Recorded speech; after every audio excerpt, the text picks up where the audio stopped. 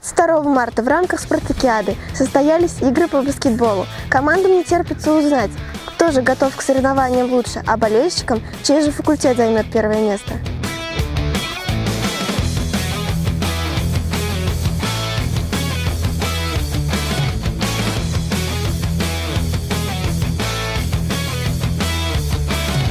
Сегодняшний наш финал, матч за третье место, к сожалению, не удался, так как мы проиграли. Третье место мы хотели забрать себе, и все же нам не хватило времени, скорее всего. Хотя желания и эмоции у нас все еще остались, наш заряд, который нам дает наш болельщик каждый матч.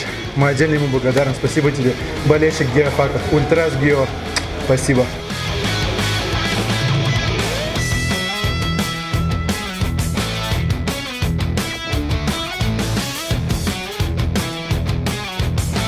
Объективно я предполагал, что мы победим, но не верил. Это вот главная проблема. Мы уже второй год выходим в финал именно с ХТИ. Да, они серьезные ребята. Что-то в этот раз они расслабились.